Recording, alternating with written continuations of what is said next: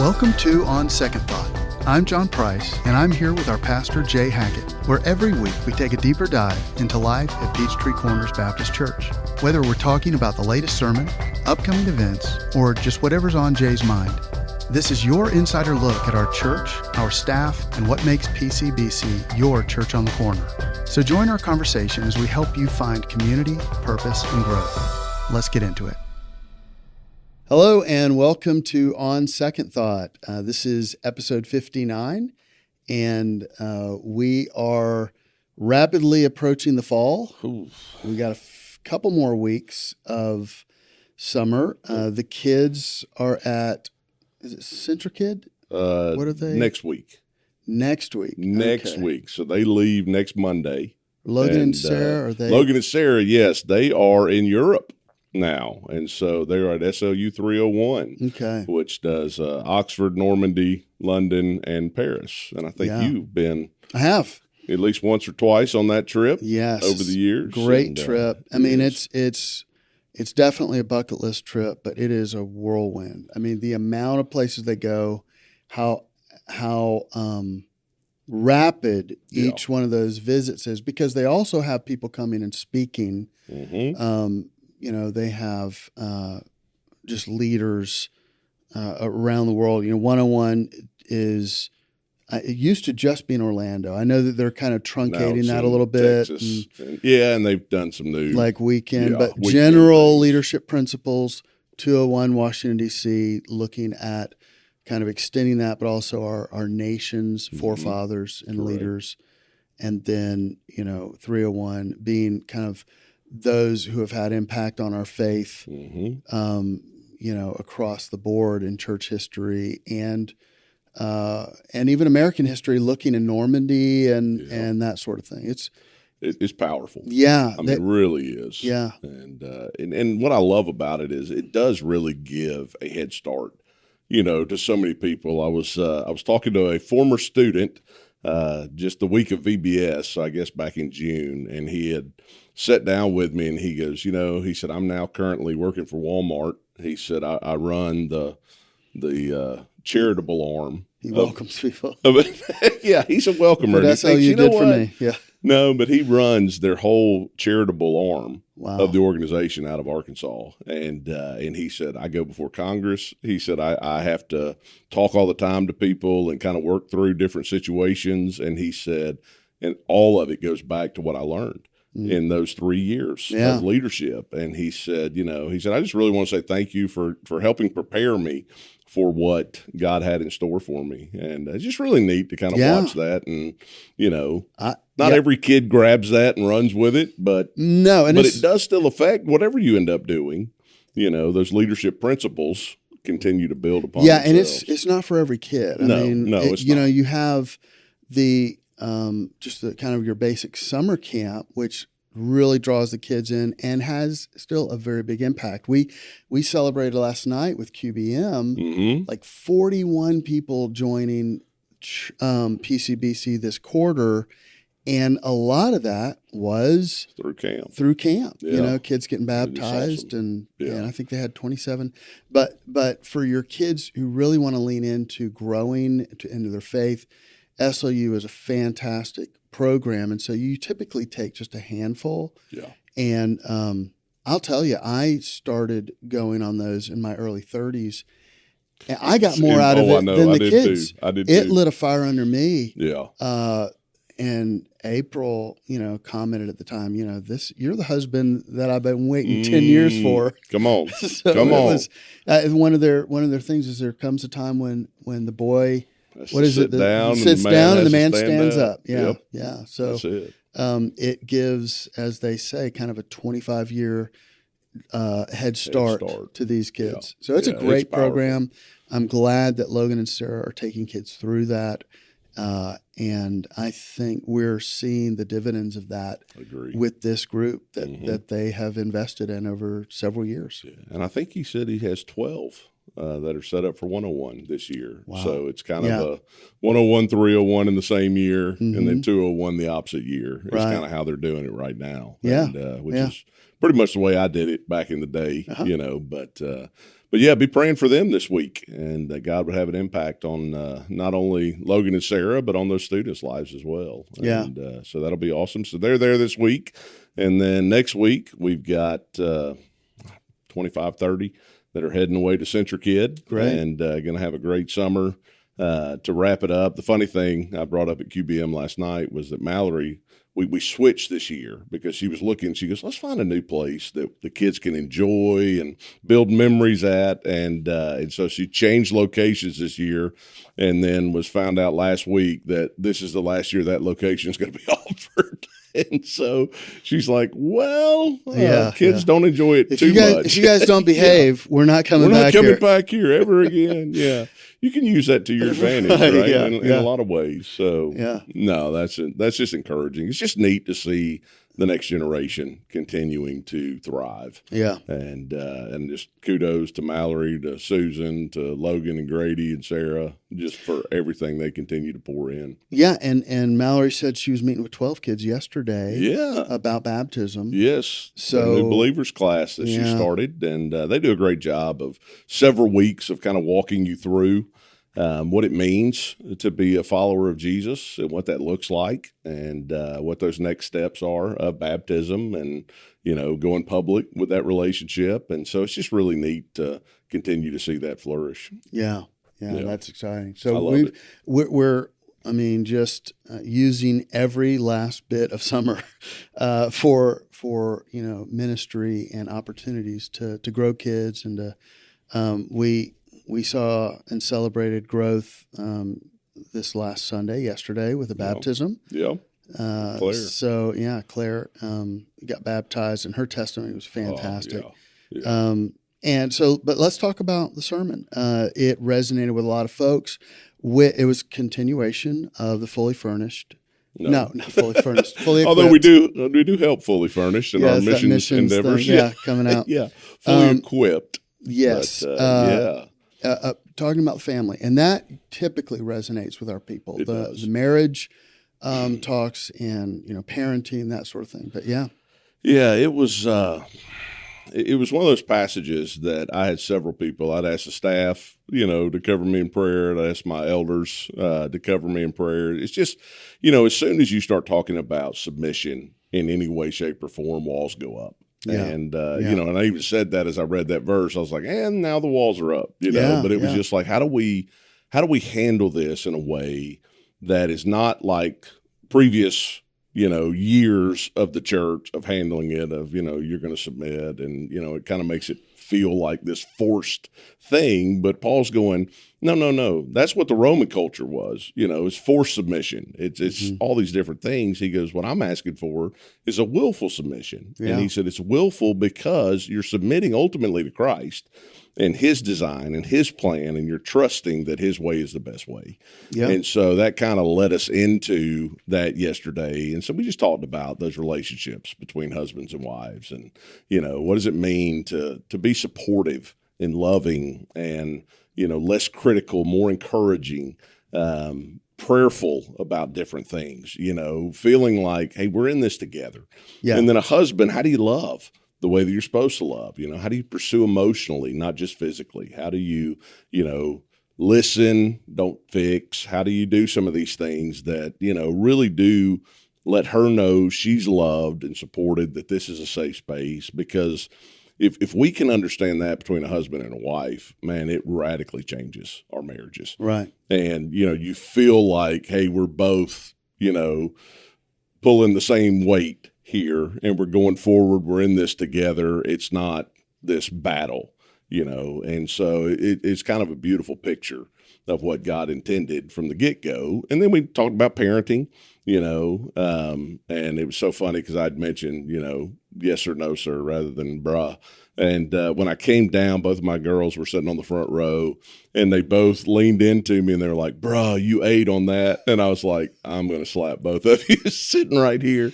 Y'all are both such a disappointment. You're both such a disappointment in life. But, it's so funny that they were like, no, for real. They go, that it really made sense. Yeah, and good. I appreciated the way that you had kind of laid it out. And, it was kind of funny. It just, the amount of our time yesterday, it was like that's really where I felt like God just wanted me to hang out, Yeah. and it was like, okay, well, it's okay. We don't have to get to anything else on this passage. Maybe this was what needed to be said, and people could relate to it and kind of, walk away from it. And I had several people come up and they were like, man, very convicting, in how I approach myself. I think even you had said yesterday, man, I had to go apologize for some things that, Absolutely. been happening in my marriage. And I mean, just, I loved that you tied it in with the 40,000 foot view that submission is one of the pillars of Christianity. 100%. It is dying to self. And so, when we see that this passage in light of that, it's not asking too much, and it is not, like you said, culturally asking the woman to be a second-class citizen. It's the husband sacrifices like 100%, like Christ did for the church. So everybody is dying to self, and I love too that you gave practical ways, because it's one thing to say submit, but we all have our own baggage around that word, our own filter around, okay, so what does that mean? Does that mean I don't get a say in decisions that are made? Correct. Does it mean that my opinion is not as valuable as, and we can certainly see that, and even how the church through history has, maybe misinterpreted or abused that. Yeah. But that you gave very practical examples of here's what that looks like. And so when you were doing that, I felt convicted about, I haven't been encouraging April as much as I should, and probably more, criticizing. You joke about this, but too, like in the kitchen is, I love being in the kitchen, April not so much. And so she's like, I don't like helping you because I'll be doing something and you'll be like, that's not how you do that. There's a better way. You're not doing that correct. Yeah. Right. Get out of the way. I'll do it. Yeah. So, I think if you were listening at all yesterday, because of the conviction of Scripture itself, but also because of the way that you showed the practical ways we could connect the dots and say, I need to change some things. Just reminds us that words are powerful. Absolutely. And it's like, okay, so am I building confidence either in my spouse or in my kids or am I speaking words of life into them and being an encouragement, or am I discouraging them? Right. Always being critical, always finding something that we don't like, and which is our normal default mode. Sometimes they get the runoff of what has happened through the day. Yes. So we come home and we can't, granted, we can't yell at our boss, or we can't yet, but those frustrations kind of can spill over even when we know, okay, here's my role as a parent or as a spouse. They can just sometimes get the vent of our frustration. So there was a lot of repentance going on, I believe, yesterday. But you did not get a chance to go through the whole passage. You had two more points. Yeah. So it just, the next part really, it's talking about slaves and masters. And, at first when we hear those things, we're like, what? But in the Roman world, scholars believe that more than half the population at the time were slaves, and so, but it really correlates well to us in a work environment.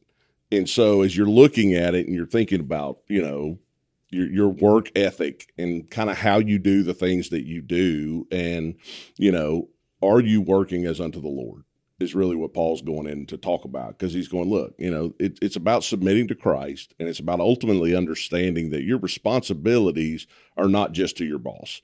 Your responsibilities are actually to Christ. And so the jobs that we have, the way that we're able to earn money, it's a gift from God. And, and a lot of times most people in any survey you take hate their job, and it's like, we did a series called Surviving the Cubicle years ago. Yeah. And it was like, how do I handle work, and it's one of these things of, I played 3 different songs. I played Working 9 to 5 from Dolly Parton, Right. and I was like, we all start with this, and I ended with Take This Job and Shove It. And I said, we're always loving, we can't wait to get to the day where I can tell my boss off and, walk away from this. But Paul says, it's all about perspective. And when Jesus is your perspective, it changes your outcome, changes what you do. And so, and Paul's like, so as you're at these jobs, don't just work when somebody's watching, right? Don't just go above and beyond when the boss is around. But it's one of these things where your integrity, your character, all these things matter. And so you need to be someone who is willing to go above and beyond, not because you're doing it for the boss, not because you're trying to kiss up, but because you're going, no, ultimately everything I do is a testimony of who it is that I follow. Yeah. And, and that just, it changes our whole perspective about how we do our work and, kind of what we go after and what we pursue. And, and a lot of things, going into that last point was all about the reward. And we think, okay, well, if I bust my tail at my job, I'll be rewarded. Right. I'll get the promotion. I'll get the raise. I'll get the account. I'll get whatever it is, And Paul was like, let's be honest. Most of these people he's talking to in Colossae, they're never going to own property. They're never going to hit it rich. Their master at the time was never going to come to them and say, John, man, you really busted it today. The average guy only, broke 3 bricks, but you broke 10 and I'm so proud of you, kind of a mentality. But he was like, your boss is not the one that's rewarding you, because ultimately what it comes down to is that even your boss one day will stand before the throne and it will be, what did you do with what I gave you? And, what is that response going to be? And so it's just kind of one of those things where as you look at it and you think about it, you're like, okay, it first starts in the home, but it should also travel into where I'm working and what I'm doing. And ultimately all of this leads to eternity, and the fact that I want to say, you know what, the people in my home are more in love with Jesus because of the way that I live my life in the home.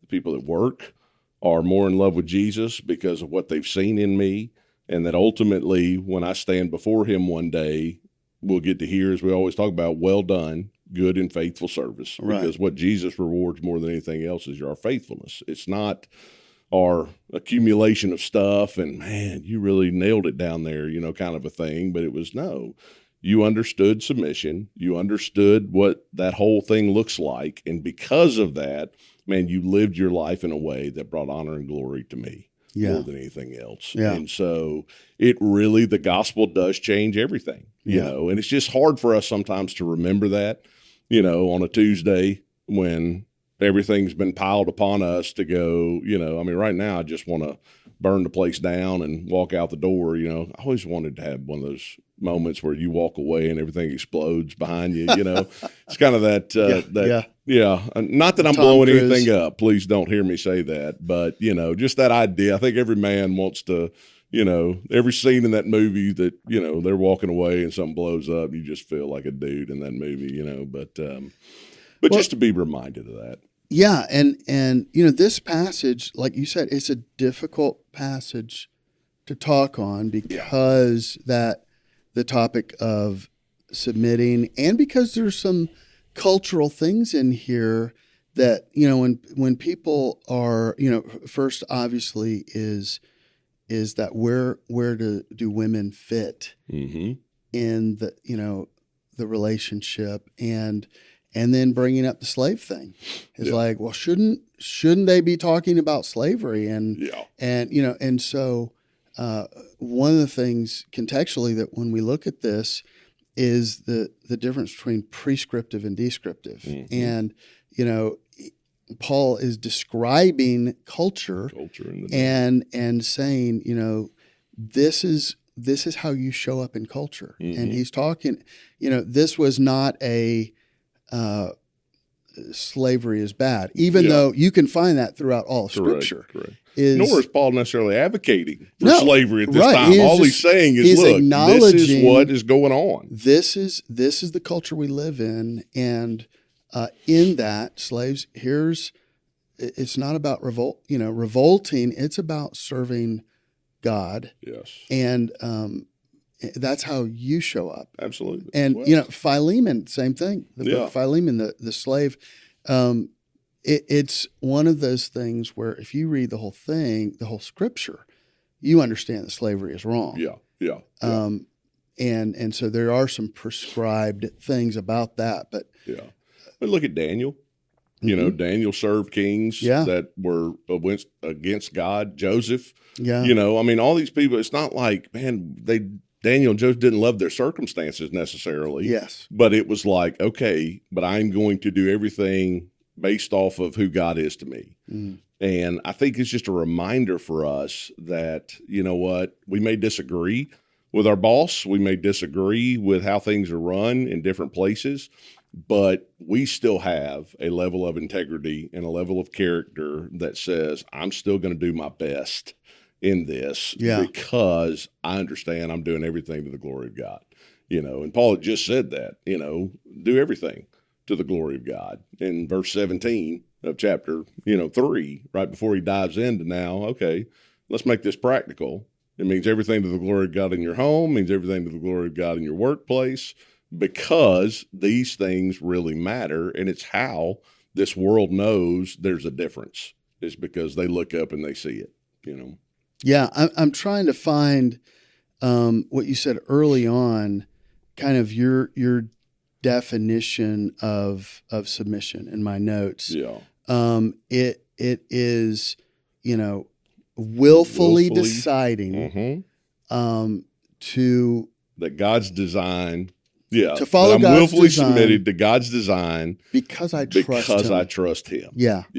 And so that doesn't guarantee, and that's what flies against human nature is, well, I'm following God. Why are things not going my way? Why am I not getting the raise? Why am I not, why is my boss not acknowledging?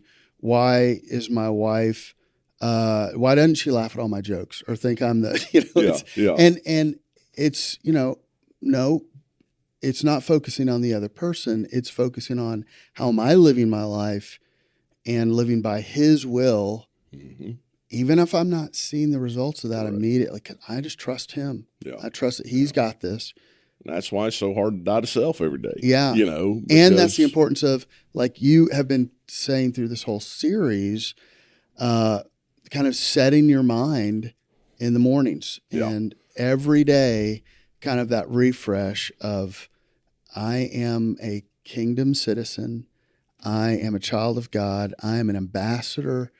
And so in that context, what does it look like to be a husband, a father, employee, employer, whatever? So and the hard thing is that, it's not like you go, okay, well, I can do that from 8 to 4, but I can't do it from 4 to 8. You know what I'm saying? Right. It's like, okay, well, unfortunately, and that's why, one of the things I said yesterday, even to the wives, I said, don't expect your husband to be perfect.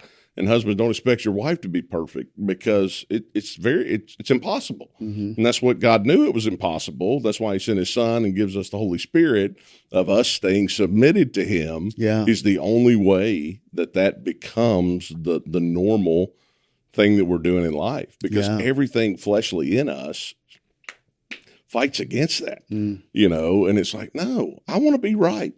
Every argument you go into, I want to be right.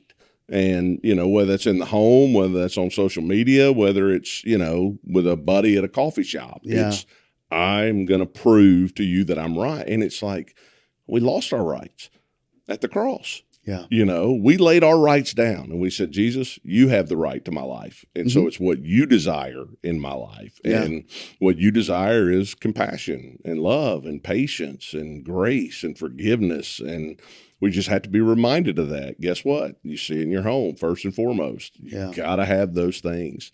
I remember we did a funeral Saturday for David Southern, who was on our staff and member here for years before he and his wife moved down to the Villages. And his son, he said, he was standing up, giving the eulogy. And he said, you know what? He said, I'll never forget. He said, my dad always was the one that said, call me. I'll come get you if you're in a bad situation. You've done something you really shouldn't have been doing in the first place. Just whatever it is, you just call me and come get me. Yeah. And he said, one day, he said, I remember I got in the car. He said, I was about 17 years old, got in the car, started the car, backed up, but I didn't open the garage. And so he said, I nailed the garage door. Yeah. And he said, I called my dad and I just said, hey, I've had an accident. And he's like, are you okay? And he said, yeah, I'm okay. He said, where are you? And he said, I'm at the house. And he said, okay, I'll be there in a minute. And he said, I didn't tell him I'd hit the garage door. I didn't tell him it was a one-car accident. I didn't tell him anything. But he said, all I can remember is, I'm standing out in the front yard. And he said, my dad pulls into our driveway. And he said, I'm watching his response as he's sitting there in the car. And he said, I'm just preparing. You prepare for the worst. And he said, all of a sudden, my dad just starts laughing. And he said he got out of the car and was doubled over. And he was like, you don't know how many times I've almost done that exact thing. Right. He goes, I'm so glad it was you and not me, Yeah. But it was one of those things that I was like, man, what a picture of grace in a situation that could have gone south in a hurry. Sure, yeah. Because now we're thinking not only do I have to fix the car, but I got to fix the garage door, and nobody else's insurance is going to take care, Right. But just that grace that was extended of just laughing in that moment. And, and I was like, that was David in a nutshell. And I love that about him. And, just an encouragement for us to go, okay, how do we live this out? Yeah. And so, my prayer is that, it's a struggle. But every day, like I said, we're not the same person we were when we got married 25 years ago, 30 years ago, 10 years ago, whatever it is. And that's not a bad thing. Right. For a lot of us, that's a good thing that we're not the same person that we used to be. Yep. So how do we continue to grow and let God's truth just impact our lives? Yeah. So, great series. We wrap it up this Sunday. Okay. And so we'll finish up chapter 4 on Sunday, and then we will kick off for the fall, which is right around the corner, man. Yeah. Before we get to the fall, and I mean it might extend a little bit into it, the building projects that we're doing. We did mention that Sunday, but we're working on the parking lot. We are going to be doing the bathrooms. That starts today? Yeah, the bathrooms and the carpet for the kids ministry has been supposed to be delivered today and tomorrow. Okay. And they start demolition on the main bathrooms that are right outside the worship center. They'll start that this week. And so for the next 3 Sundays, our main facilities for restrooms will not be available, but we have some that are directly downstairs. Just under those main bathrooms. We also have restrooms in the fellowship hall and restrooms in the gym. We'll have plenty of signs up and plenty of greeters to be able to help people find a restroom, but just be mindful of that. And it'll be worth the wait. Yes. I am and told. We'll have our Pardon Our Progress sign up, right? That we're going to put everywhere. Yeah, I'm sure. I'm sure we will. Yeah. But so the parking lot this week, they're going to seal the whole thing. They're going to stripe the whole thing. So the offices here will be closed on Wednesday and Thursday. We're already closed on Friday, but 3 days so they can finish up everything that they need to, and we'll be ready to go for Sunday morning. But, great things that are happening right now with the bathrooms, the kids' ministry. We have hired a design firm that has they're in the middle of putting together CAD drawings of what it's going to look like. So it will not be like a total tear down of Collide or anything like that, but just a refresh of everything. It's been about 14 years since we created that environment with kids. And so we're going to be doing some different things in Collide, different things in the hallways down there, and new carpet all around on the stairs and downstairs in all the rooms and the hallways. And and it's been because of, the church's generosity that we're able to do these things. And I'm so thankful for that. And then we've got a couple of projects that we currently do not have the funds for, but we are working towards that, and we'll have some drawings and some different opportunities if people say, hey, man, that's something I'd really love to get behind. And, how do we make that happen? And that'll be. Are you at liberty to say what some of those might be if people want to give towards? Yeah. So we have hired a different firm that is actually an architecture firm to look at an extension of the student center with the different things that they are doing, whether that's out into the parking lot or whether that's something off of the fellowship hall, something that we can do. And they're really giving us a couple of different projects. Yeah. And so, it's like they're kind of at capacity. They are at capacity right now. And so we need to be able to give them some more room to be able to do the things that they need to do in student ministry, but it'll also provide an opportunity for us to reach singles. And so that's another thing that we're really looking at is how do we make this kind of a double space, where singles can use it as well, because that's something that we have really, for about the last year and a half, have really just begun to develop a passion to say, okay, this 18 to 28-year-old range is really missing. Yeah. And so, how do we move forward with that? Right. And so they're going to give us kind of a lower end, if you will. Let's just bring a number. This is what we could do for $400,000, and a high end. Here's what we could do if you really wanted to spend, $4 million, kind of a deal. Right. And then we can kind of pick and choose in between that, and based off of, people getting behind it and going, yeah, man, we really want to help be a part of that. Then we can make the decision of where we want to go. Yeah. And just and it's not move just us forward. adding space in the youth area. That was the original building, right? Yeah. And so there's a lot of issues that need to be fixed with plumbing, electrical, AC. Yeah. A lot of stuff that they're dealing with all the time. And Correct. so, if you feel so led to give towards something like that, there's plenty of projects Absolutely that where there is a need. And so, but our people have been very generous. Oh my gosh. I mean, to be in the back end of the summer and to be ahead of budget just consistently is pretty exciting. And I think that's buy-in, right? It's buy-in to the vision. People are seeing the fruit of that, and they're like, man, I love being a part of this. Yeah. And, it's kind of what we encouraged yesterday at Discover PCBC, was this idea of, man, we want you bought in. We want you to grab the vision of what it is that God's doing here. And if you see your family as going, man, this is the kind of church I want to be a part of, then, man, go all in. And, just continue to be a part of it. We give money where we're fed, right? Yeah. You go into a restaurant, you give them money, they give you food, kind of a mentality. And so the same is true of the church. It takes a lot to keep this thing, afloat. And, but as you said, we just added 41 new people, and, God's continuing to be faithful in adding people. We've been averaging at least 100 a year since COVID, which has been awesome that we're seeing that growth continue to come. That 100 people a year are joining yes, on average. Yes. Yeah, and the attendance has continued to increase 100 a year. And so we're back up, like I said, about that 900 number now. And so, we are pushing that 1,000, which is one of those barriers that they talk about in church world. Yep. And, but we just want to continue to be prepared and continue to reach this community for Christ, and continue to see people like Claire that get connected through a MOPS event, that all of a sudden now, man, different people have poured into her life, and she's ready to take that stand and go public with a relationship with Jesus, and love seeing her family here and just getting connected. So, that's why we do what we do. Yeah. And so it's great to be a part of it. Yeah. So just quickly, some dates coming up.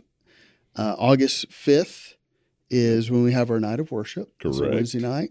Correct. That kind of kicks things off. We started doing that a couple of years ago as a way to start off each semester, where we gather as a body to take some time to worship, take some time for some guided prayer for the semester and the leadership in the church and in the schools. Yep.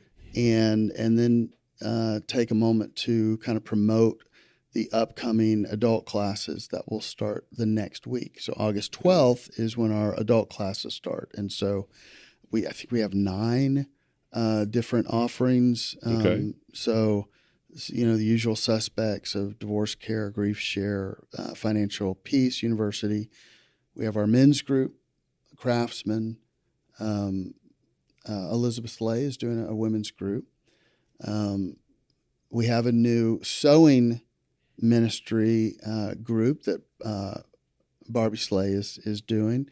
And we have some other classes that are happening as well. I'm teaching one with Autumn on the War of Worldviews. And so it's going to be a great semester. Yeah. And our meals start on the 12th as well. So we're getting feedback from folks who have been participating this last year, what they'd like to see again or new. And we'll be rolling that out, promoting that. Do you know what will be briefly. the meal on the 12th? Do you want to give a little? I'm not deciding that until I get the feedback. Oh, Once we get the feedback, and if people are like, we want hamburgers or we want surf and turf. Baby. Surf and turf. Yeah. No. It's so funny. Brianna says her daughter, she's like, she doesn't like any hamburgers except for the ones that y'all, except for yours. The ones they went to some really I don't know, voted number one burger, and they're like, well, they didn't try the ones at church. So I love hearing that. That's right. But no, that's been fun this last year, and I'm going to get to step away from that a little bit and let Brian take more of the leadership. And we've got a great team with that as well. So Fantastic. a lot of great stuff. Yeah. Coming down the pike, it's going to be an awesome semester. I'm looking forward to it. Amen. And it's been a great summer. Yeah, so, it has. It really has. So excited. And it just doesn't stop. So No. Well, thank you for being with us in this episode, and we want to thank you for being a part of PCBC, for your generosity and your participation and all that goes on here and in the community and around the world.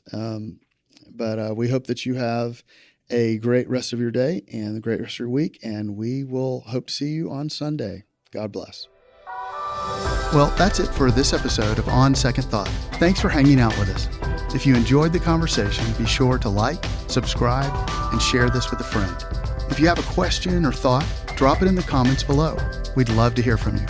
If you'd like to find out more about your church on the corner, check us out at pcbchurch.org. We'll be back next week with more. So until then, have a great week and God bless.